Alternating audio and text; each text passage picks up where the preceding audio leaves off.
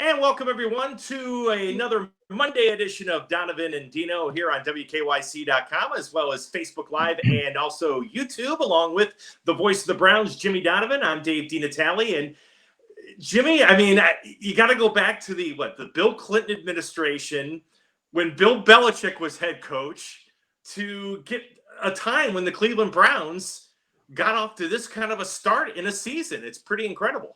Yeah, it really is. And when you consider the circumstances that walked us into the season, brand new head coach, no off season at all, no preseason, and a very strange training camp, and then having to open up in Baltimore, and then what's happened since that game. Now, Baltimore's a great team, and I think a lot of teams look against Baltimore the way the Browns look playing against them. But since then, the Browns, whether it's Cincinnati, Washington, Dallas, and now a good Indianapolis team coming into Cleveland, they just answer the bell and come up with a way to win the game. And really, every week it's kind of different. It really is. And it's going to be that way, and it has to be that way. You can't win the same way every week. And I thought yesterday it was very different within the game. I think the Browns were exceptional on offense in the first half, but they really struggled offensively in the second half. And that's when the Browns defense came up with those big turnovers and a couple of stops, and they survived and ended up winning the game. And the ultimate play is a really gutsy call by Kevin Stefanski, trying to bleed that clock down to get a first down on a 3rd down and 9 just before the 2-minute warning.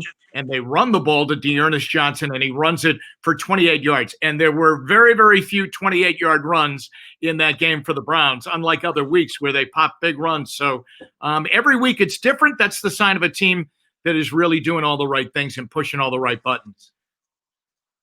You know, you talked about that run by Johnson.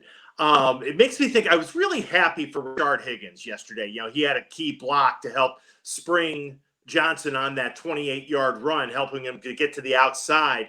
He caught a touchdown in the first half. And, you know, a guy that, you know, you and I have talked about it before, when the Browns offense was so explosive 2 years ago, I mean, he was a key part of it. And then he's been a forgotten guy really over these last almost course of 2 seasons. And it was nice to see him make more than one, but make several contributions yesterday.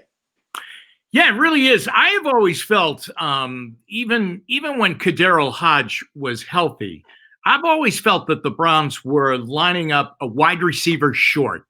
And I've been thinking about it, and I wonder sometimes, is it because Kareem Hunt is such a good receiver that you subtract off the receivers and you throw the ball to him more? Or is it because this heavy influence of tight ends? Because the Browns have a ton of tight ends now. I mean, now that Njoku is back, you add him to Carlson and, you know, Harrison Bryant and Austin Hooper.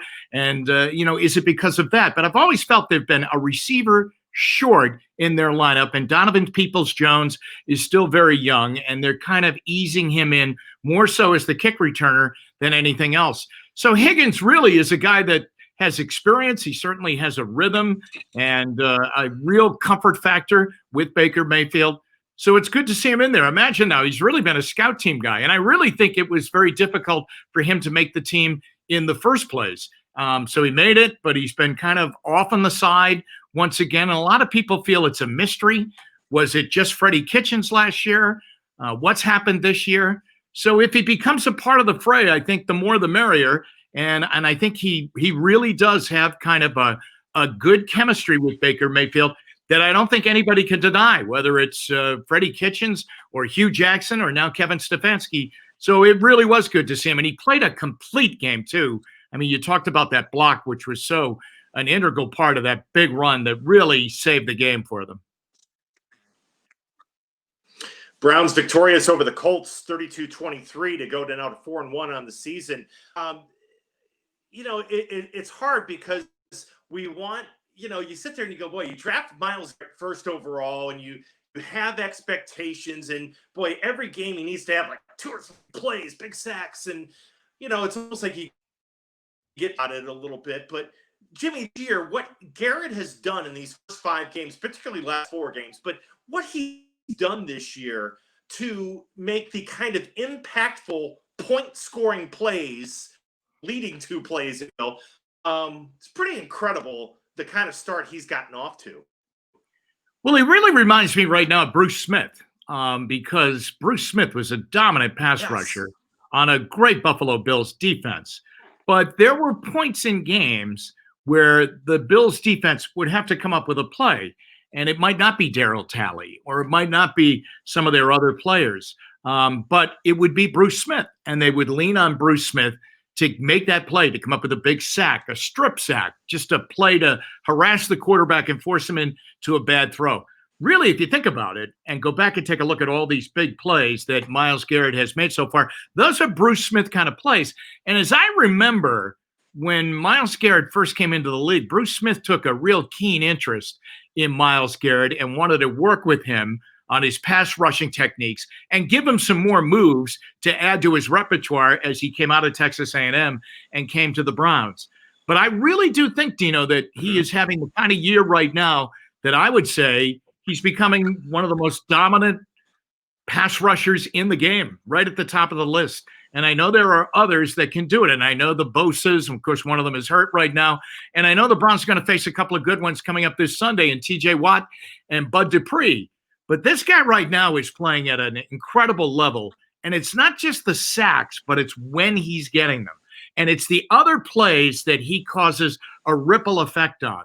For instance, I mean, Rivers throws that ball away out of his own end zone for intentional grounding. Why? Because Myles Garrett was on him. Redwine comes up with that interception. Why was the throw at that point coming out like that? Because Myles Garrett was about ready to really lay the wood to Phillip Rivers. So there's all of these other things that are going on too. And the other thing that makes him a complete player, he's playing the run very well too. I mean, he really holds the edge much better than he did. And that's just experience and not running pass plays anymore. And he plays every part of the game very, very well. The Donovan and Dino show continuing here on a Victory Monday. The Browns knocked off the Colts yesterday.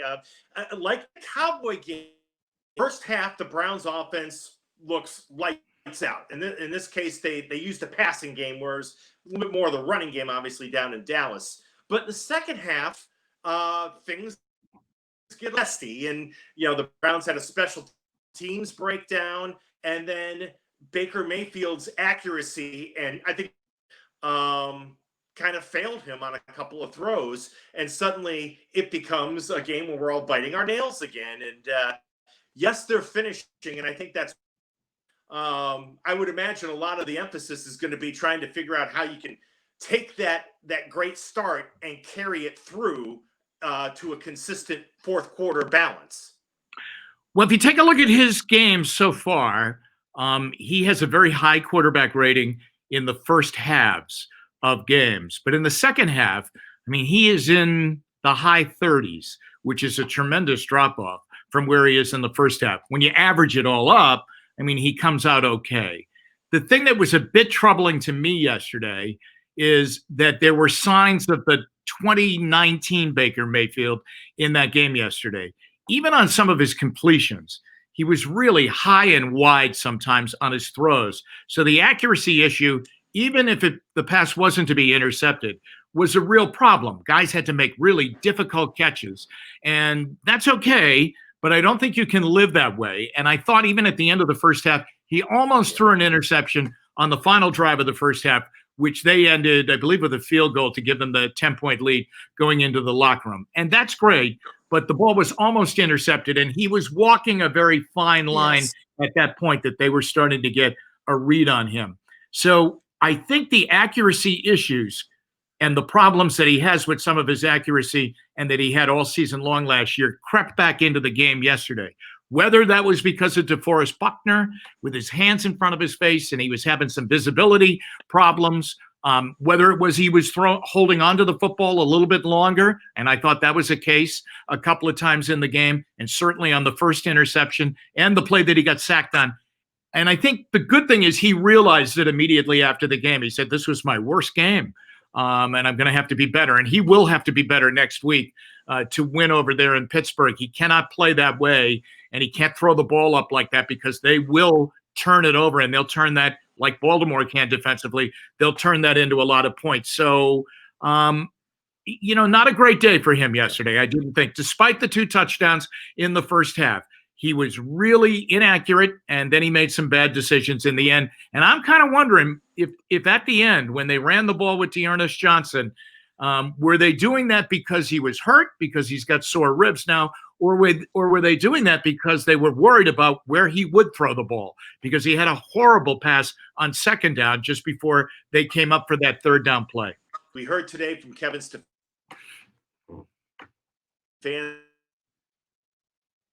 because of that shoulder injury, and apparently now a nerve problem. Teller is going to be week to week, and he's been my offensive MVP to go along with Nick Chubb and the Browns' running game this year. It's not like previous years where the Browns don't have backups to come in and fill the gaps, but sometimes I sit and say, how much longer can you fill in the gap? It becomes a real problem before it becomes kind of a leaking problem that continues. Yeah, the Greedy Williams thing is very, very disappointing because he missed a pretty good chunk of games last year. So they were really counting on having Denzel Ward on the one side, Greedy Williams on the other side, and that would be the stability of the secondary. And they haven't had Greedy Williams at all because this injury occurred early in training camp. The same day they lost Grant Delpit. So that's beginning to sound like it might be for the year. It really does. I think a couple of weeks ago, they thought it was definitely, every week came up and they thought, well, maybe he'll be able to play this week. He was participating in practices, and that's usually a good indication that he's a full go and getting ready to go. But there is a nerve problem up there that they were really starting to worry about last week, that it just wasn't healing, certainly not healing enough that they could put him safely out there on the field and that he'd be okay. Once they put him on IR, which they did now, and he the next 3 weeks, it seemed to me very lukewarm that Kevin Stefanski today felt that they were going to get him back at some point this season. And by the time he does get back, where are you? And is he going to be able to jump in and play at a high level? Because by the time he would come back in, you could be playing in some very, very critical games that it would be kind of cautionary to put a guy in that hasn't played all season long. So that's a big disappointment. You're right about them being able to pick guys and put them in. I mean, just take a look yesterday. Ronnie Harrison started for the injured Carl Joseph and had a pick six. Then Ronnie Harrison got hurt, and he went out of the lineup. Sheldrick Redwine comes in. He comes up with a huge interception in the game. And Chris Hubbard now twice has done this, where he started and played right tackle flawlessly against the Bengals in their first win of the year when Jack Conklin sat out. And then he came in yesterday and did a great job at right guard. This is what made Chris Hubbard a really good Steeler offensive lineman, was that he was that Swiss Army knife guy that he could swing and play anywhere. He could play tackle. He could even play center. He could play guard. And that's what I think his role is going to be here now, is that he's going to swing around and kind of help them. He's another guy that's really being helped immeasurably by Bill Callahan's coaching with the offensive line, because he's a much different offensive lineman than he was the 2 years when he came over here and he was the starting right tackle for the Browns. Even though he's lost that spot as a starter to Jack Conklin, I mean, even when he goes in, whether it's at tackle or at guard, he's playing much better than I have ever seen him play before. So they just keep it rolling. And I think it's an overwhelming feeling that anybody that goes in the lineup doesn't want to be the guy that really doesn't play well enough or makes a big mistake that it could lead to a real problem for the Browns. And that's a really good competitive issue that they have going. Finally, Jimmy, to wrap it up, the Browns are going to Pittsburgh on Sunday to face the Steelers. And, I can remember, growing up, there was always the curse at Three River Stadium because the Browns lost 15 in a row there. They haven't won at Heinz Field since 2003, since that Sunday night game in 2003. I mean, I feel like they've tried everything. Different coaches have been here. They've tried everything, doing whatever. It's just at some point you got to beat these guys. You got to send, if you're going to be a legitimate team, you've got to find a way to win a division, and it can't just be Bengals. No, absolutely. Yeah. I think that when you go over there and play, and having gone over there a lot through the years, there's one thing that really jumps out at you, and that is you just can't turn the ball over because it becomes a very combustible situation. They feed off that defensively, and then it really gets their offense going, and then it just rolls into an avalanche of bad things that happens to you, and the game can get away from you. And you can have the game under control for a long period of time. I mean, last year, the Browns went over there against Duck Hodges and with no James Conner and Juju Smith-Schuster being out and Marquise Pouncey being suspended for the game. All of those components were missing. And you go out to a 10-0 lead in the game, and then suddenly you commit a mistake defensively where you don't cover a guy, and one guy thinks he has him, another guy thinks he has him, and they get a touchdown. And it just turns into this avalanche that happens. Baker Mayfield fumbles then on a drive, which potentially could have tied the game up. So I think the basic thing going over there is there's no doubt the given is you're going to have to play very well because they're a really good team. And they're a much better team this year with Ben Roethlisberger than with Mason Rudolph or Duck Hodges playing last year. So they're a much better team. That's the given. And you're going to have to play an A game. But the basic recipe is you have to play a clean game in that you cannot turn the ball over going over there. So what happened yesterday with the 2 interceptions, that can't happen over there coming up this Sunday, or the game can be over in a blink. That's how fast it happens over there. For whatever reason, and I don't know if it's just against the Browns that the Steelers hit the gas pedal once that happens, but they definitely do when those orange helmets arrive over at Heinz Field. So that would be the main issue that I would stress this week. We cannot turn the ball over at Heinz Field. Yeah, you can't give them extra. Yeah, but I mean, that's been a quick sub note. The discipline in terms of penalties. Now, not a little bit yesterday, but the Browns and the disciplined way they've been avoiding penalties and really playing clean games. Such a marked difference from what we've seen in the past, 5+ years.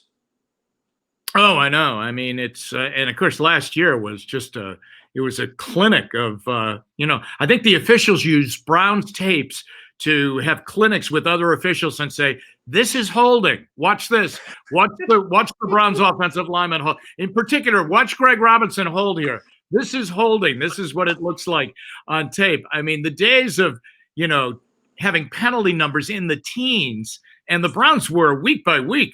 That was the situation with them. I mean, they had 20 penalties called on them in the opening game against Tennessee, 20 that were called, 18 that were accepted. And that continued. And then the next week they had 12, and they thought they improved a great deal. So there were only a couple yesterday. I think they had 2, I believe, in the game yesterday against the Colts. I think that's a sign of really detail-oriented football team. And you can see it even on the practice field midweek when they get out there. Beginning on Wednesday, you can go out there and you can just see it's not tolerated. It's not practiced. No one is allowed to get away with it. Practice is stopped when it happens. And I think it then translates into what's happening on Sundays. Well, Jimmy, great stuff as always. We appreciate your time on a Monday afternoon on Dino. We'll see you a little later on tonight on What Matters. Later on tonight on appreciate it, my friend. Thanks so a lot, Dino.